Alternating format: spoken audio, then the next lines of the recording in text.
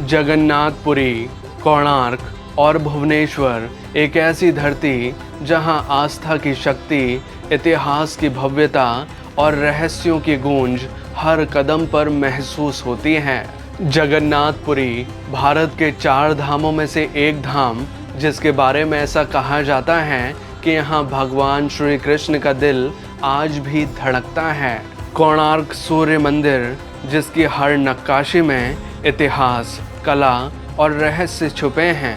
भुवनेश्वर, जिसे मंदिरों का शहर कहा जाता है, जिसकी हर गली में सदियों पुरानी कहानियां जिंदा हैं। आज हम चलेंगे इन तीनों दिव्य स्थानों की यात्रा पर, जहां हर कदम आपकी आत्मा को परमात्मा के और करीब ले जाएगा।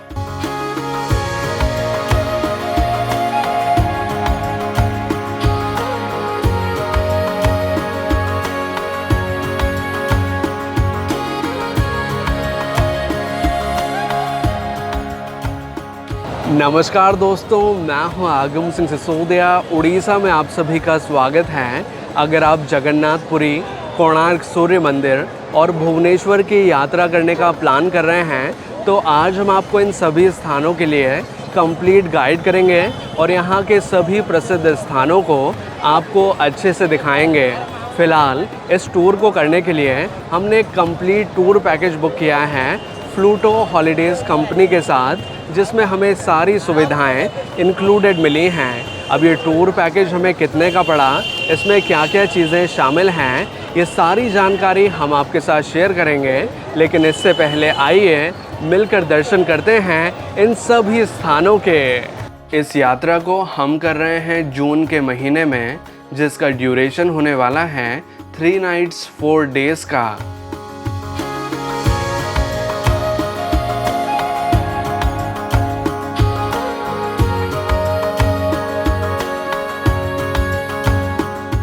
हमारी जगन्नाथपुरी यात्रा की शुरुआत होती है भुवनेश्वर एयरपोर्ट से, क्योंकि यहाँ हम पहुँचे हैं बाय एयर। इस यात्रा के लिए आप बाय एयर या बाय ट्रेन किसी भी साधन से आसानी से पहुँच सकते हैं। अगर आप बाय ट्रेन आना चाहते हैं तो जगन्नाथपुरी में पुरी रेलवे स्टेशन है, जिसकी कनेक्टिविटी काफ़ी अच्छी है और इस रेलवे स्टेशन का डिस्टेंस जगन्नाथपुरी के प्रमुख मंदिर से लगभग 2.5 किलोमीटर्स का है। लेकिन अगर आप इस यात्रा के लिए बाय एयर आना चाहते हैं तो जगन्नाथपुरी का नियरेस्ट एयरपोर्ट है भुवनेश्वर में, जिसकी कनेक्टिविटी काफ़ी अच्छी है और ये पुरी से लगभग 60 किलोमीटर्स की दूरी पर है। भुवनेश्वर में ही रेलवे स्टेशन भी है। अगर आपको पुरी के लिए डायरेक्ट ट्रेन नहीं मिल पाती है तो आप भुवनेश्वर के लिए भी ट्रेन ले सकते हैं। भुवनेश्वर उड़ीसा की राजधानी है और इसकी कनेक्टिविटी और भी ज़्यादा अच्छी है। लेकिन इस यात्रा के लिए हमने डायरेक्ट फ़्लाइट ली थी न्यू दिल्ली से, जिसे भुवनेश्वर पहुंचने में लगभग 2.5 घंटे का समय लगा है।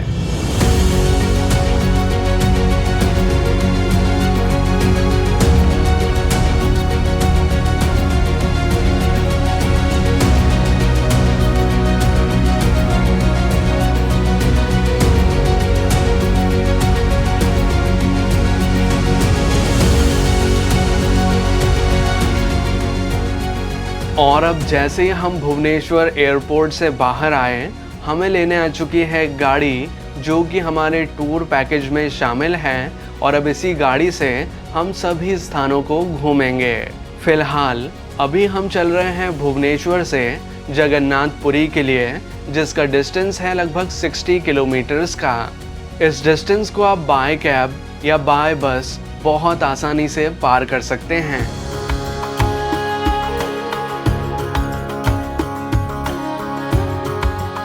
अब हम पहुंच चुके हैं पुरी में। यहाँ तक पहुंचने का रास्ता बहुत अच्छा था।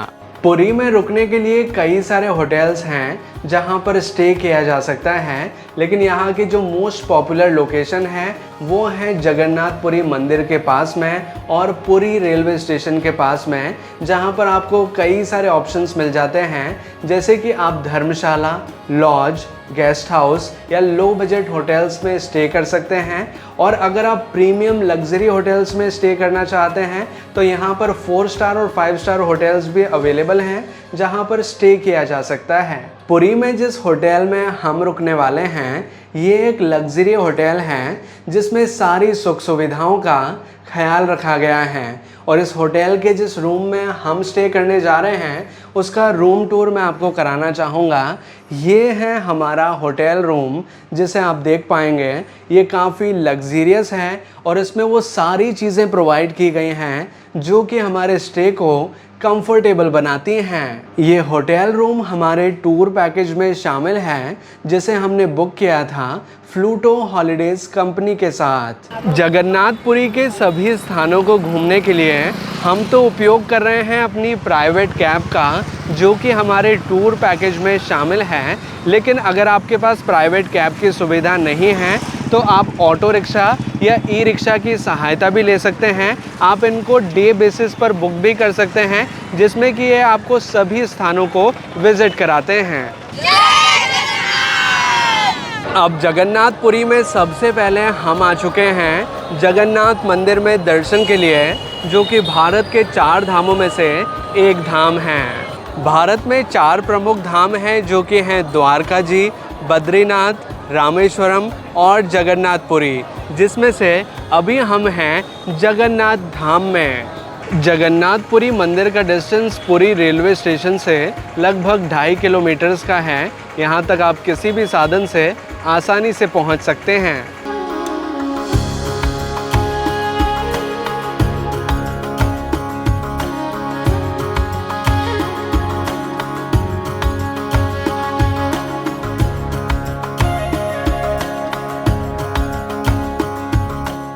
जगन्नाथ मंदिर में प्रवेश करने के लिए 4 प्रमुख द्वार हैं जिनसे मंदिर के अंदर प्रवेश किया जा सकता है। लेकिन इनमें से सबसे प्रमुख द्वार हैं सिंह द्वार। इस द्वार पर 2 सिंह बने हुए हैं यानी कि 2 शेर हैं। इस वजह से इसका नाम है सिंह द्वार जो कि मंदिर का सबसे प्रमुख और मेन गेट माना जाता है। जगन्नाथ मंदिर के अंदर मोबाइल फ़ोन, कैमरा या किसी भी तरह का इलेक्ट्रॉनिक आइटम, लेदर आइटम ले जाना अलाउड नहीं है। कई सारी चीज़ें यहाँ पर ऐसी हैं जो कि प्रतिबंधित हैं। अगर आपके पास ये सारी चीज़ें रहती हैं और आप मंदिर में दर्शन करना चाहते हैं तो बाहर लॉकर रूम्स बने हुए हैं जहाँ पर आप अपना सामान डिपॉजिट करा सकते हैं। अभी जो आप हमारे पीछे लॉकर देख रहे हैं ये फ्री सेवा है जहाँ पर आप अपने शूज़ और अपना मोबाइल डिपॉजिट करा सकते हैं। यहाँ पर एक स्लिप देते हैं जिसे रिटर्निंग में आपको वापस देनी होती है जिससे कि आप अपना सामान वापस से कलेक्ट कर सकते हैं। ये सेफ़ है और यहाँ पर कोई शुल्क भी नहीं लगता है। अब हम प्रवेश करने जा रहे हैं सिंह द्वार से भगवान जगन्नाथ के दर्शन के लिए।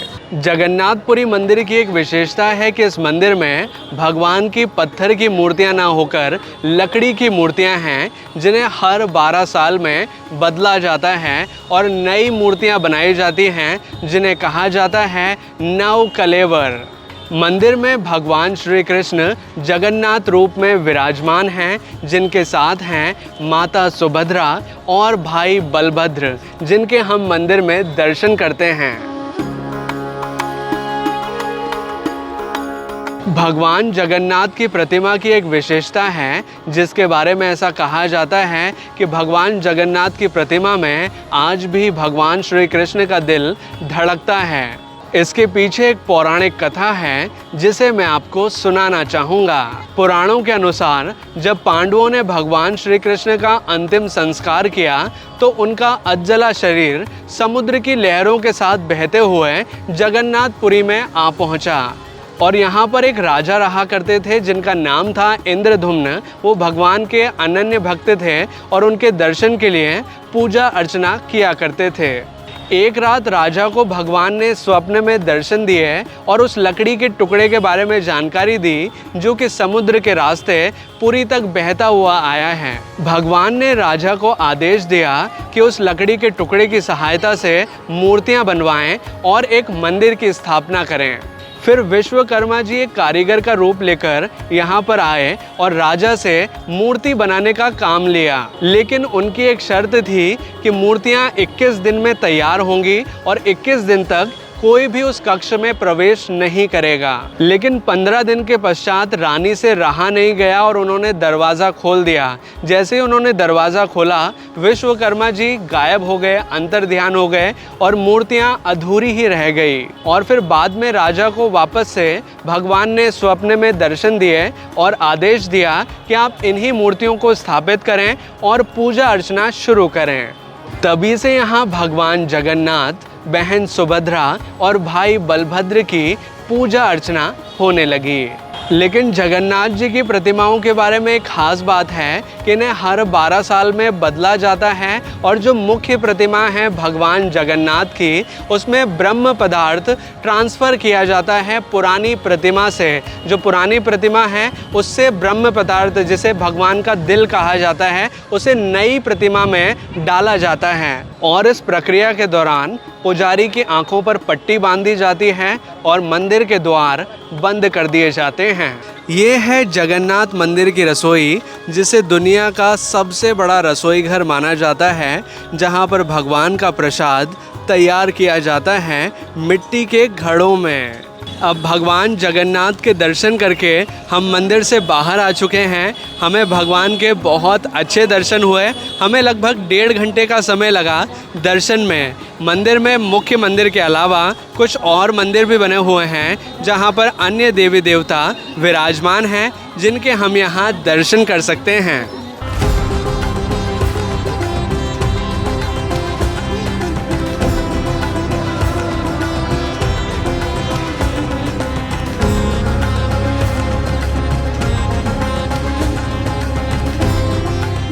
जगन्नाथ मंदिर का एक प्रसिद्ध त्यौहार है जिसका नाम है रथ यात्रा।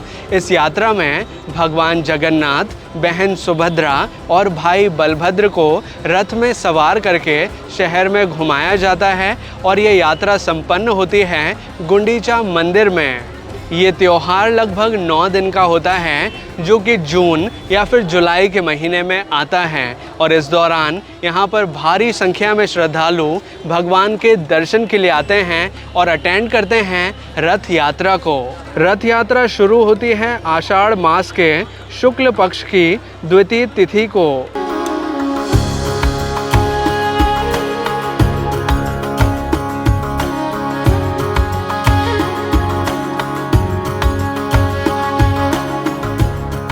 ये है गुंडीचा मंदिर, जिसे भगवान जगन्नाथ जी का ननिहाल भी कहा जाता है। ननिहाल से मतलब ये है उनकी मौसी का घर। जब रथ यात्रा शुरू होती है तो भगवान जगन्नाथ, बहन सुभद्रा जी और बलदेव जी यहीं पर रथ पर सवार होकर आते हैं और वो 7 दिन तक यहीं रहते हैं। कोविड के बाद इस मंदिर को नॉर्मली बंद कर दिया गया है। ये मंदिर साल में सिर्फ एक ही बार खुलता है और वो समय है रथ यात्रा का, जिस दौरान सभी भक्त भगवान के दर्शन के लिए यहाँ आते हैं। गुंडीचा मंदिर जगन्नाथपुरी मंदिर से लगभग 3 किलोमीटर की दूरी पर स्थित है।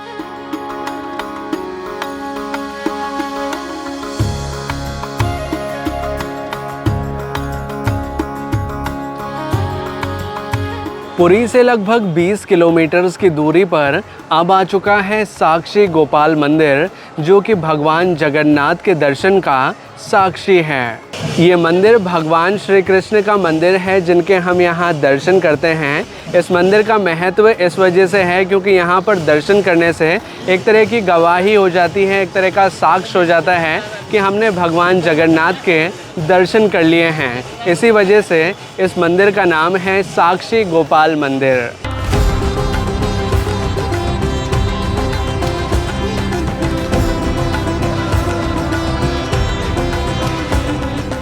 अब आ चुका है माता मठ, जिसे गौर विहार आश्रम के नाम से भी जाना जाता है। ये पुरी का एक प्राचीन और सबसे सुंदर मठ है। ये आश्रम जगन्नाथपुरी मंदिर से लगभग 3.5 किलोमीटर की दूरी पर स्थित है और यहाँ पर भगवान की कई सारी झांकियाँ नज़र आती हैं।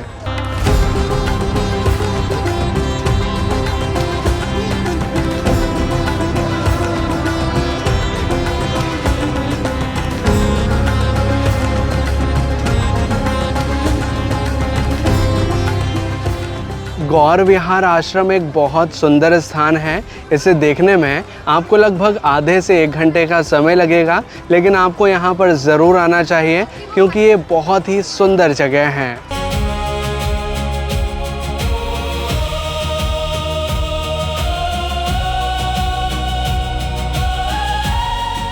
अब आ गया है पुरी बीच, जिसका डिस्टेंस जगन्नाथपुरी टेम्पल से लगभग 4-5 किलोमीटर का है। पुरी बीच एक लोकल बीच है जिसके अंदर प्रवेश करने का कोई टिकट शुल्क नहीं लगता, लेकिन ये एक क्राउडेड बीच है जहाँ पर आपको बहुत सारे लोग नज़र आएंगे और बीच के किनारे नज़र आएगी कई सारी दुकानें जहाँ पर सी फूड या फिर सी से जुड़ी हुई कई सारी चीज़ें मिलती हैं, जैसे कि अगर आप चाहें तो शंख वगैरह भी यहाँ से परचेज़ कर सकते हैं। इस बीच में आकर आप नहा सकते हैं और समुद्र में एंजॉय कर सकते हैं।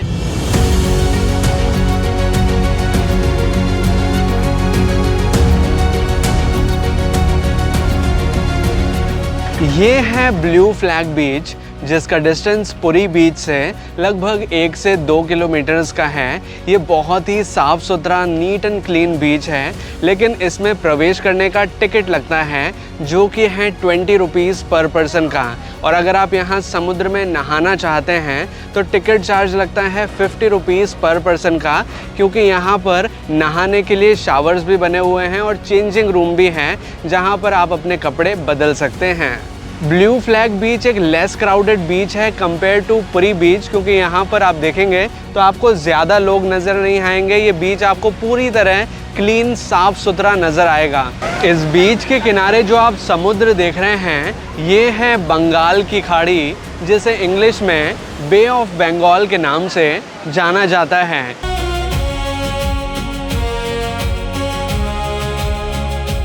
ये है पुरी का लाइट हाउस, जिसके ऊपर भी जाया जा सकता है। इसके ऊपर से पुरी और समुद्र का बहुत ही खूबसूरत नज़ारा नज़र आता है। इस लाइट हाउस को देखने का टिकट शुल्क लगता है 10 रुपीज़ पर पर्सन का, और ये विजिटर्स के लिए दोपहर 3 बजे से शाम 5:30 बजे तक ओपन रहता है।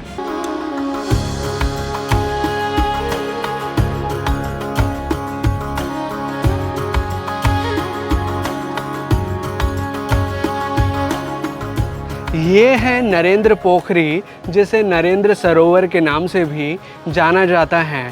ये एक पवित्र तालाब है जिसका धार्मिक इम्पोर्टेंस बहुत ज़्यादा है।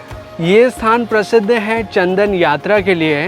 ये यात्रा लगभग 21 दिन की होती है, जिसमें भगवान को यहाँ लाया जाता है और नौका विहार कराया जाता है। नरेंद्र सरोवर के बीच में आप देखेंगे तो एक मंदिर भी बना हुआ है जो कि देखने में बहुत सुंदर लगता है। नरेंद्र पोखरी जगन्नाथपुरी मंदिर से लगभग 1.5 किलोमीटर की दूरी पर स्थित है, जहां पर आप पैदल या ई रिक्शा की सहायता से बहुत आसानी से पहुंच सकते हैं। ये है पुरी का मार्केट एरिया, जो कि जगन्नाथपुरी मंदिर जाने वाले मार्ग पर ही पड़ता है। इस मार्केट में कई सारी दुकानें हैं। यहाँ पर प्रसाद सामग्री, पूजा सामग्री और कई सारी चीज़ें उपलब्ध होती हैं। इस मार्केट में सबसे ज़्यादा फेमस है जगन्नाथपुरी का खाजा, जो कि कुछ इस प्रकार का होता है। पुरी मार्केट में अगर आप शाम के समय आते हैं तो इसका नज़ारा आपको बहुत सुंदर नज़र आएगा। पुरी मार्केट में आपको कई सारे शुद्ध शाकाहारी रेस्टोरेंट्स और ढाबे भी नज़र आएंगे, जहाँ पर आप बहुत ही कम दाम में अच्छा भोजन ग्रहण कर सकते हैं। अब रात्रि के समय हम दोबारा से जगन्नाथपुरी मंदिर के पास में आए हैं। रात्रि के समय यहाँ बहुत सारी चहल पहल नज़र आ रही है और मंदिर का दृश्य और भी ज़्यादा सुंदर लग रहा है।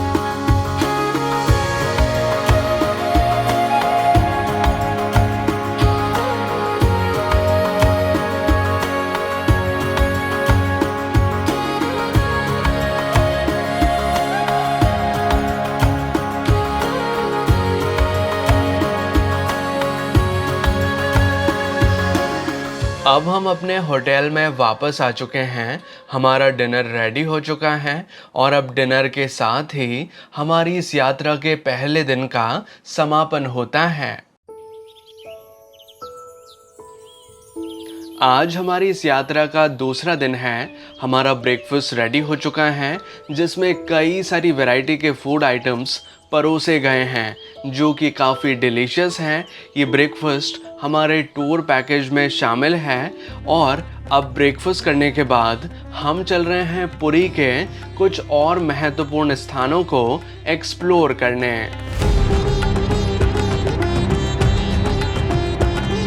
अब आ चुका है पुरी का प्रसिद्ध लोकनाथ मंदिर जो कि भगवान शिव का मंदिर है। इस मंदिर में मोबाइल फ़ोन और कैमरा ले जाना अलाउड नहीं है, इन्हें हमें बाहर बने लॉकर्स में ही डिपॉजिट करवाना होता है। लोकनाथ मंदिर का डिस्टेंस जगन्नाथपुरी मंदिर से लगभग 1.5 किलोमीटर्स का है, जहां पर आपको दर्शन के लिए ज़रूर आना चाहिए।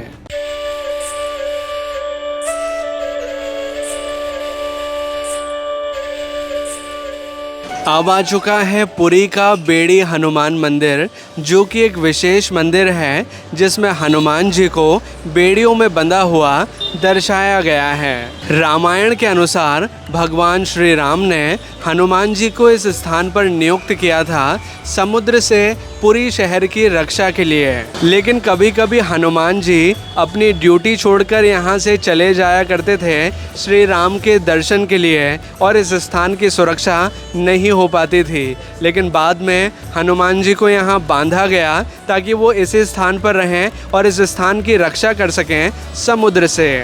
बेड़ी हनुमान मंदिर का डिस्टेंस जगन्नाथपुरी मंदिर से लगभग 4.5 किलोमीटर्स का है, जहां तक बहुत आसानी से पहुंचा जा सकता है। जगन्नाथपुरी के सभी स्थानों के दर्शन करने के बाद अगर आपके पास समय बचता है तो आप चिल्का लेक को एक्सप्लोर करने के लिए भी जा सकते हैं। चिल्का लेक भारत की सबसे बड़ी सॉल्ट वाटर लेक है जिसका डिस्टेंस जगन्नाथपुरी से लगभग 50 किलोमीटर्स का है, जहां पर बोटिंग कराई जाती है और बोटिंग के दौरान आप देख सकते हैं डॉल्फिन्स को। चिल्का लेक में बोटिंग करने के चार्जेस कुछ इस प्रकार से होते हैं, लेकिन एक बात ध्यान में रखने की है कि यहाँ पर बोटिंग में शेयरिंग नहीं होती, यानी कि अगर आप एक बोट हायर करते हैं तो उसके पूरे चार्जेस आपको स्वयं ही पे करने होंगे। और दूसरी बात ये कि अगर आप चिल्का लेक के लिए जाते हैं पुरी से तो आपको लगभग 1.5 से 2 घंटे का समय लगेगा, क्योंकि डिस्टेंस है लगभग 50 किलोमीटर्स का, यानी कि आने जाने में आपका 3 से 4 घंटे का समय लगेगा। और अगर आप चिल्का लेक में बोटिंग करते हैं 2 से 3 घंटे की तो आपका कुल मिलाकर 5 से 6 घंटे का समय यहाँ पर लग जाएगा। तो कुल मिलाकर आपके पास आधे दिन का समय कम से कम होना चाहिए। तो अभी हमारे जगन्नाथपुरी के सभी प्रमुख स्थानों के दर्शन हो चुके हैं और हम चल रहे हैं चंद्रभागा बीच होते हुए कोणार्क सूर्य मंदिर को एक्सप्लोर करने। जगन्नाथपुरी से कोणार्क सूर्य मंदिर का डिस्टेंस है लगभग 40 किलोमीटर्स का। इस दूरी को हम तो पार करने वाले हैं अपनी प्राइवेट कैब के थ्रू, लेकिन अगर आप चाहें तो बस की सहायता भी ले सकते हैं। इस रूट पर काफ़ी सारी बसेस चलती हैं।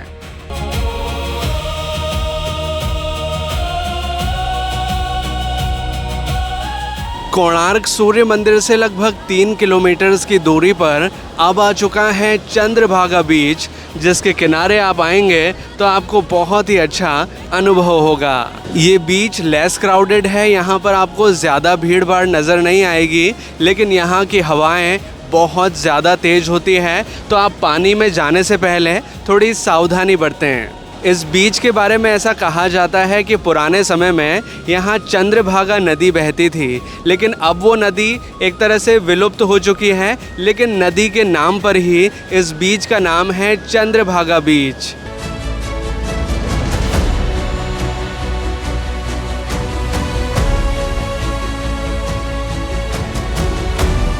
अब आ चुका है कोणार्क का विश्व प्रसिद्ध सूर्य मंदिर, जो कि अपनी वास्तुकला और अपनी कलाकारी के लिए जाना जाता है।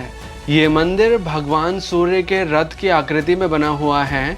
पुराने समय में इस मंदिर के आगे वाले हिस्से में 7 घोड़े बने हुए थे, लेकिन अब समय के हिसाब से वो नष्ट हो चुके हैं। सिर्फ 1-2 घोड़े ही नजर आते हैं।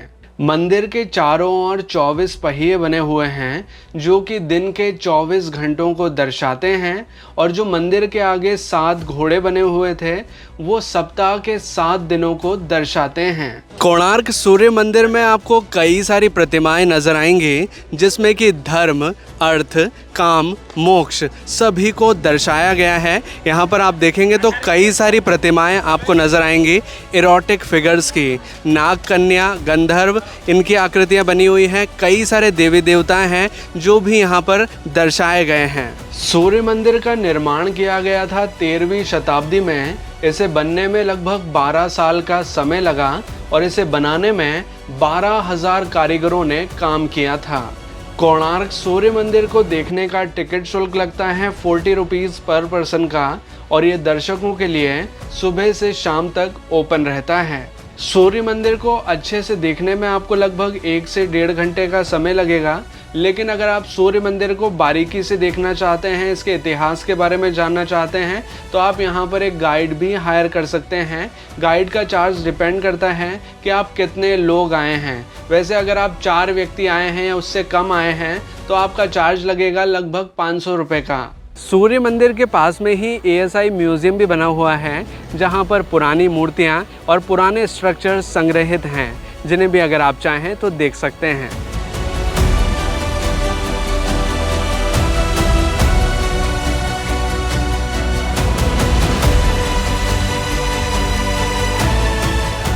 कोणार्क सूर्य मंदिर को एक्सप्लोर करने के बाद अब हम चल रहे हैं भुवनेश्वर के लिए, जहां आज हमारा नाइट स्टे होने वाला है। भुवनेश्वर का डिस्टेंस कोणार्क सूर्य मंदिर से लगभग 65 किलोमीटर्स का है। इस डिस्टेंस को हम तो क्रॉस करने वाले हैं अपनी प्राइवेट कैब के थ्रू, लेकिन अगर आप चाहें तो बस की सहायता भी ले सकते हैं। इस रूट पर भी काफ़ी सारी बसेस चलती हैं।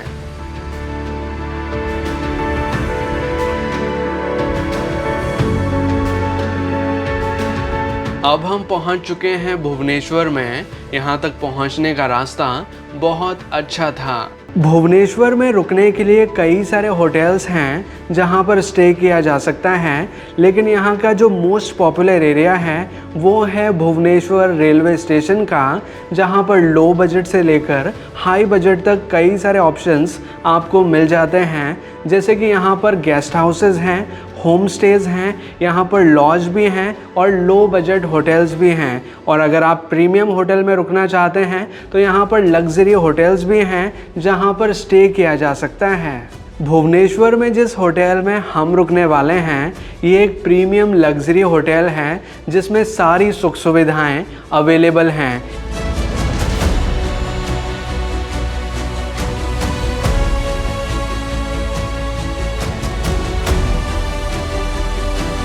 इस होटल के जिस रूम में हम रुकने वाले हैं उसका रूम टूर मैं आपको कराना चाहूँगा। ये है हमारा होटल रूम, जिसे आप देख पाएंगे ये काफ़ी लग्जीरियस है, नीट एंड क्लीन है और इसमें ज़रूरत की वो सारी सुविधाएं दी गई हैं जो कि हमारे स्टे को कंफर्टेबल बनाती हैं। ये होटल रूम हमारे टूर पैकेज में शामिल है जिसे हमने बुक किया था फ्लूटो हॉलीडेज कंपनी के साथ। अब भुवनेश्वर में रात्रि हो चुकी है और हम चल रहे हैं डिनर के लिए, लेकिन डिनर करने से पहले मैं आपको दिखाना चाहूँगा भुवनेश्वर का नाइट व्यू।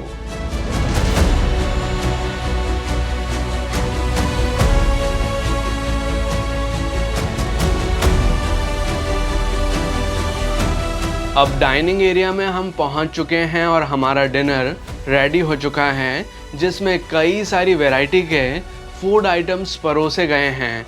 ये डिनर हमारे टूर पैकेज में शामिल नहीं है, इसके लिए हमने एक्स्ट्रा पे किया है। और अब डिनर करने के साथ ही हमारी इस यात्रा के दूसरे दिन का समापन होता है। आज हमारी इस यात्रा का तीसरा दिन है। हमारा ब्रेकफास्ट रेडी हो चुका है जिसमें कई सारी वैरायटी के फूड आइटम्स परोसे गए हैं जो कि बहुत स्वादिष्ट हैं और ये ब्रेकफास्ट हमारे टूर पैकेज में शामिल है।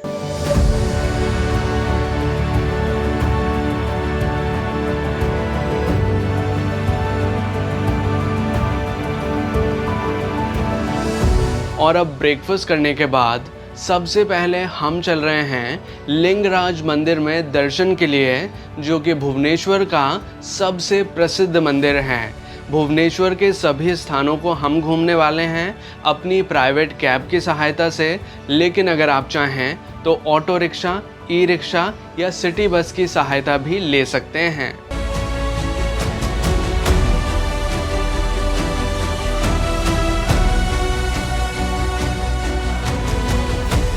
ये है भुवनेश्वर का सबसे प्रसिद्ध लिंगराज मंदिर, जिसका डिस्टेंस भुवनेश्वर रेलवे स्टेशन से लगभग 4.5 किलोमीटर्स का है। लिंगराज मंदिर कलिंग वास्तुकला का एक उत्कृष्ट उदाहरण है। ये मंदिर बहुत प्राचीन है। इस मंदिर का जो मुख्य शिखर है वो लगभग 180 फीट ऊंचा है और मंदिर में जो शिवलिंग विराजमान है उसे स्वयंभू माना जाता है, यानी कि स्वयं प्रकट हुआ।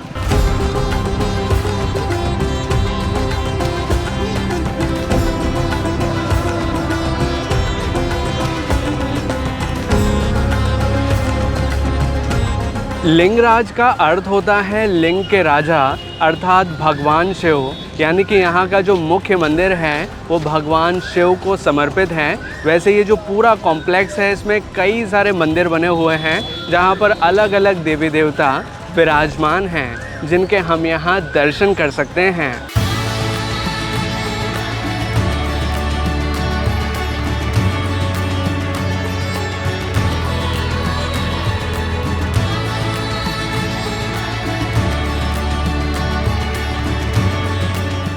मंदिर के अंदर कई सारी ऐसी चीज़ें हैं जिन्हें अंदर ले जाना अलाउड नहीं होता, जैसे कि आप मंदिर के अंदर किसी भी तरह का लेदर आइटम नहीं ले जा सकते हैं। मंदिर के अंदर किसी भी तरह का इलेक्ट्रॉनिक डिवाइस ले जाना भी अलाउड नहीं है, जैसे कि मंदिर के अंदर हम मोबाइल फ़ोन और कैमरा नहीं ले जा सकते हैं। यहाँ पर बाहर की ओर कुछ लॉकर काउंटर्स बने हुए हैं जहाँ पर हम अपने मोबाइल फ़ोन या इलेक्ट्रॉनिक डिवाइसेस को डिपॉजिट करा सकते हैं।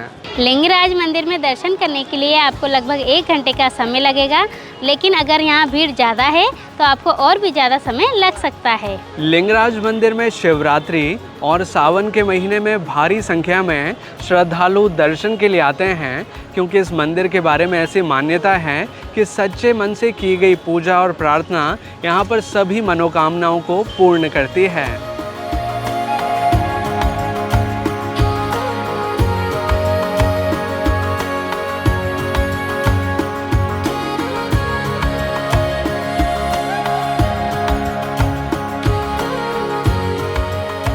अब आ चुका है अनंता वासुदेव मंदिर, जो कि भगवान वासुदेव श्री कृष्ण का मंदिर है, जहां पर हम भगवान के दर्शन के लिए आते हैं। इस मंदिर का निर्माण 13वीं शताब्दी में किया गया था और इस मंदिर की वास्तुकला अगर आप देखेंगे तो ये कलिंग वास्तुकला में बना हुआ है। ये मंदिर दर्शन के लिए सुबह 4 बजे से रात 9 बजे तक ओपन रहता है, लेकिन दोपहर 2 बजे से शाम को लगभग 5:30 बजे तक मंदिर के पट बंद होते हैं, जिस दौरान हम मंदिर में दर्शन नहीं कर पाते।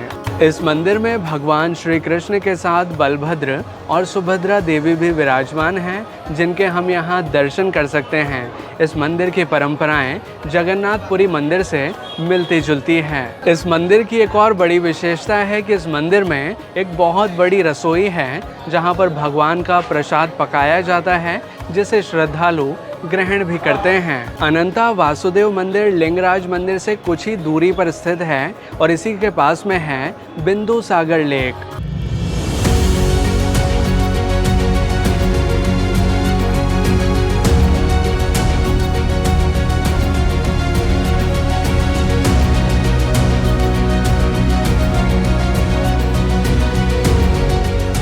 अब आ चुका है धौली शांति स्तूपा, जिसका डिस्टेंस भुवनेश्वर रेलवे स्टेशन से लगभग 12 किलोमीटर्स का है।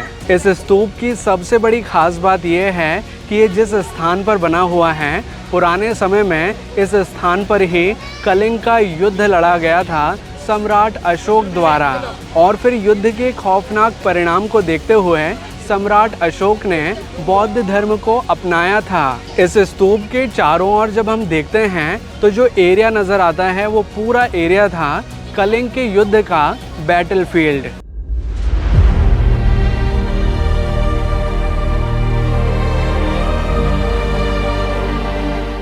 शांति स्तूपा एक बहुत अच्छा स्थान है। इस स्थान को देखने में आपको लगभग आधे से 1 घंटे का समय लगेगा और आप यहाँ आकर बहुत अच्छे पिक्चर्स क्लिक कर सकते हैं।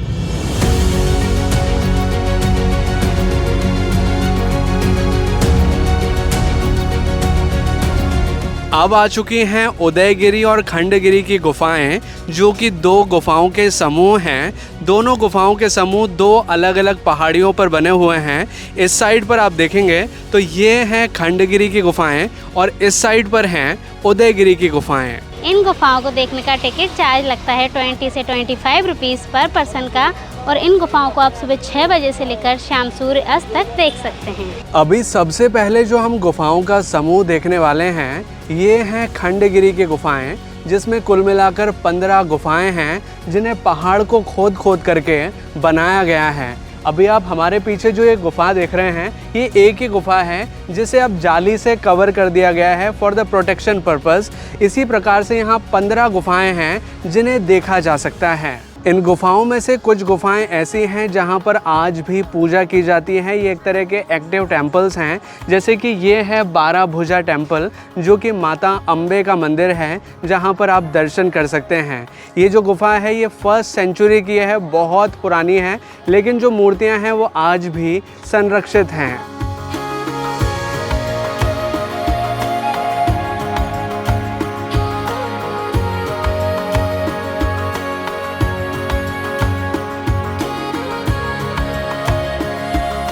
अब आ चुकी हैं उदयगिरी की गुफाएं, जहां पर कुल मिलाकर 18 गुफाएं हैं। ये गुफाएं खंडगिरी की गुफाओं के कंपैरिजन में वेल डेवलप्ड हैं। इसमें बहुत ही सुंदर कार्विंग देखी जा सकती है।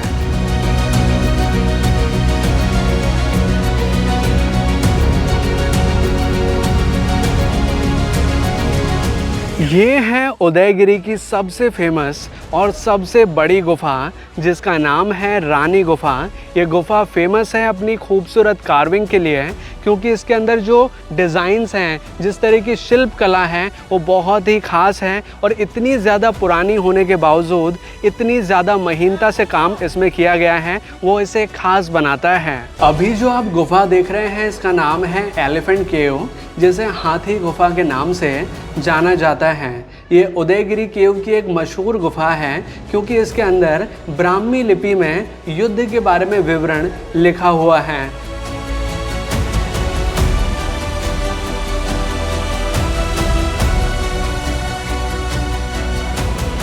उदयगिरी और खंडगिरी की गुफाएं पहाड़ी के ऊपर बनी हुई हैं, इस वजह से हमें थोड़ा पैदल चलते हुए ऊपर की ओर आना होता है। इन गुफाओं को देखने में आपको लगभग 1.5 से 2 घंटे का समय लगेगा।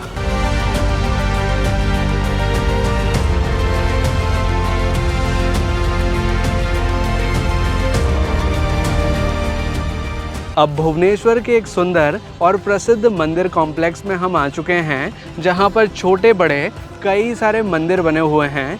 लेकिन इस मंदिर कॉम्प्लेक्स में 4 मंदिर ऐसे हैं जो कि प्रमुख माने जाते हैं, जो कि हैं मुक्तेश्वर मंदिर, सिद्धेश्वर मंदिर, केदार गौरी मंदिर और परशुरामेश्वर मंदिर। ये सभी मंदिर कलिंग आर्किटेक्चर में बने हुए हैं, जो कि देखने में बहुत सुंदर लगते हैं। यहाँ आप सुबह से शाम तक दर्शन के लिए कभी भी आ सकते हैं।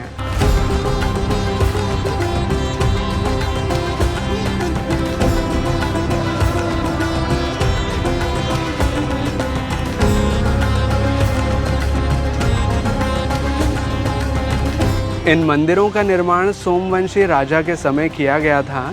इस मंदिर कॉम्प्लेक्स का डिस्टेंस भुवनेश्वर रेलवे स्टेशन से लगभग 4.2 किलोमीटर्स का है और ये मंदिर अपनी स्टोन कार्विंग के लिए जाने जाते हैं, क्योंकि यहाँ बहुत सुंदर सुंदर मूर्तियाँ बनी हुई हैं और पत्थर की जो शिल्पकारी है वो देखने लायक है। ये मंदिर कॉम्प्लेक्स बहुत सुंदर है। इसे देखने में आपको लगभग 1 से 1.5 घंटे का समय लगेगा और एक बहुत ही अच्छा फ़ोटो पॉइंट भी है, जहाँ पर आकर आप बहुत अच्छे पिक्चर्स क्लिक कर सकते हैं।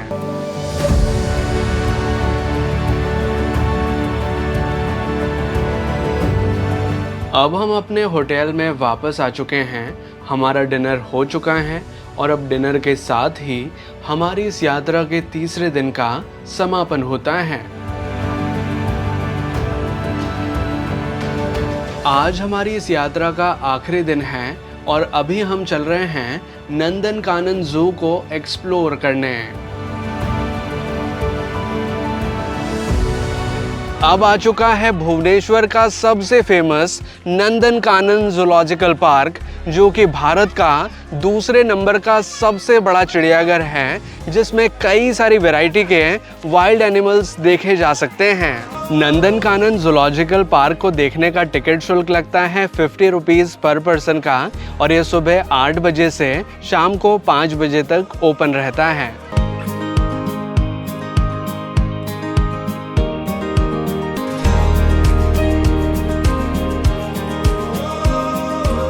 नंदनकानन जूलॉजिकल पार्क एक बड़ा चिड़ियाघर है। इसे अगर आप चाहें तो बाय वॉक घूम सकते हैं, लेकिन अगर आपको सुविधा चाहिए तो यहाँ पर कुछ इस तरह के बैटरी व्हीकल्स चलते हैं जिनका चार्ज लगता है 130 रुपीज़ पर पर्सन का। अगर आप चाहें तो इस तरह के बैटरी व्हीकल्स का इस्तेमाल कर सकते हैं और आसानी से इस चिड़ियाघर को घूम सकते हैं। नंदनकानन का अर्थ होता है स्वर्ग का बगीचा, यानी कि गार्डन ऑफ गॉड्स। नंदनकानन जू में चिड़ियाघर को देखने के साथ साथ हम वाइल्ड लाइफ सफारी का आनंद भी ले सकते हैं। यहाँ पर कुछ इस तरह की बसेस चलती हैं जिसमें वाइल्ड लाइफ सफारी कराई जाती है। टोटल मिलाकर यहाँ पर 4 सफारीज होती हैं: lion safari, tiger safari, deer safari और बियर सफारी। इन चारों सफारीज का एक कंबाइंड टिकट होता है जिसका मूल्य है 120 रुपीज़ पर पर्सन का। नंदनकानन जूलॉजिकल पार्क एक बड़ा चिड़ियाघर है। इसे देखने में आपको कम से कम 3 से 4 घंटे का समय लगेगा। अगर आप पैदल देखते हैं तो ज़्यादा समय लगेगा। अगर आप गोल्फ कार्ट की सहायता से देखते हैं तो आपको थोड़ा कम समय भी लग सकता है। भुवनेश्वर के इन सभी स्थानों के अलावा भुवनेश्वर में आप एक्सप्लोर कर सकते हैं स्टेट म्यूज़ियम, राम मंदिर, राजा रानी मंदिर और उड़ीसा स्टेट ट्राइबल म्यूज़ियम को। और इन सभी स्थानों के अलावा अगर आप चाहें तो बैद्यनाथ ज्योतिर्लिंग यात्रा को भी अपने टूर पैकेज में शामिल कर सकते हैं। बैद्यनाथ भगवान शिव के 12 ज्योतिर्लिंग में से एक है, जो कि झारखंड के देवघर डिस्ट्रिक्ट में स्थित हैं।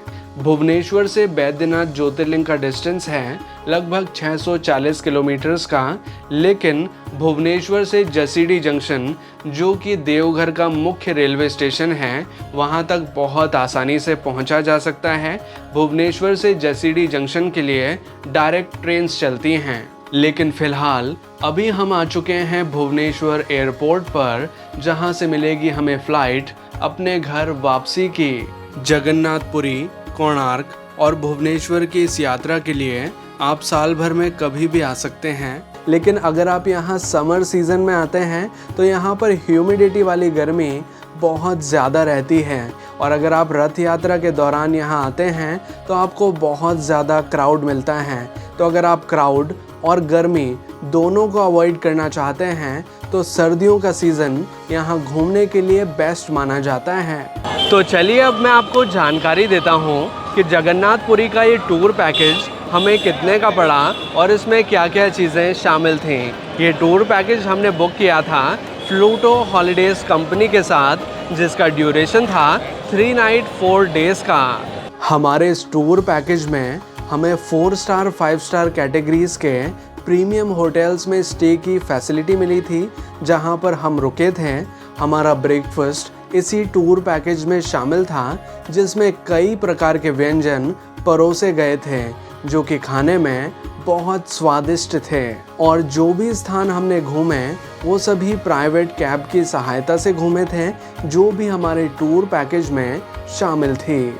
ये टूर पैकेज हमें पड़ा था 39,800 रुपीज़ का, क्योंकि इस टूर के दौरान हम 2 व्यक्ति थे तो हमारा पर पर्सन कॉस्ट आया 19,800 रुपीज़ का।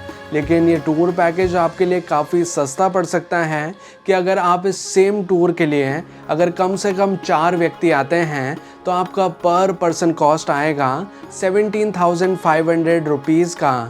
और अगर आप इस सेम टूर के लिए अगर कम से कम 6 से 7 व्यक्ति आते हैं तो आपका पर पर्सन कॉस्ट आएगा 15,400 रुपीज़ का।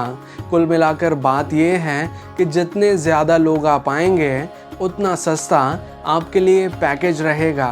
एक और तरीका है जिससे कि टूर पैकेज आपके लिए और ज़्यादा सस्ता पड़ सकता है। हमने इस टूर पैकेज को बुक किया था 4 स्टार 5 स्टार कैटेगरी के प्रीमियम होटल्स के साथ। इस वजह से हमारा पैकेज कॉस्ट काफ़ी ज़्यादा आया था। लेकिन अगर आप 4 स्टार 5 स्टार होटल्स की जगह 3 स्टार होटल्स को चूज़ करें या फिर बजट फ्रेंडली होटल्स को चूज़ करें तो आपका पैकेज कॉस्ट काफ़ी ज़्यादा कम आएगा। लेकिन एक बात ध्यान में रखने की है कि सीज़न वाइज पैकेज के कॉस्ट ऊपर नीचे हो सकते हैं, स्पेशली अगर रथ यात्रा का समय है या फिर कोई फेस्टिवल टाइम है तो उस दौरान रेट्स बहुत ज़्यादा हाई भी हो सकते हैं। अब बात करें हमारे अनुभव के बारे में तो फ्लूटो हॉलीडेज़ कंपनी के साथ हमारा अनुभव बहुत अच्छा रहा। हमें बहुत अच्छी फैसिलिटी मिली। अगर आप भी चाहें तो हमारी तरह फ्लूटो हॉलीडेज़ कंपनी के साथ अपना टूर पैकेज बुक कर सकते हैं। कंपनी के कॉन्टैक्ट डिटेल्स हमने डिस्क्रिप्शन में दे दिए हैं, साथ ही पिन कमेंट में पिन भी कर दिए हैं। वहां से आप कंपनी के साथ कांटेक्ट कर सकते हैं और अपना टूर पैकेज बुक कर सकते हैं। तो ये हैं उड़ीसा के प्रमुख धार्मिक स्थान जिनके दर्शन करके हमें काफ़ी अच्छा लगा। आपको ये अनुभव कैसा लगा कमेंट करके ज़रूर बताइए। अगर आपको ये वीडियो अच्छा लगा है तो प्लीज़ वीडियो को लाइक कीजिए, इसे शेयर ज़रूर कीजिए अपने दोस्तों और अपने फैमिली मेम्बर्स के साथ। और अगर आपने चैनल अभी तक सब्सक्राइब नहीं किया है तो प्लीज़ चैनल को सब्सक्राइब कीजिए, बेल आइकन को दबाकर ऑल पे प्रेस कीजिए ताकि इसी तरह के वीडियो नोटिफिकेशंस आपको आगे भी मिलते रहें।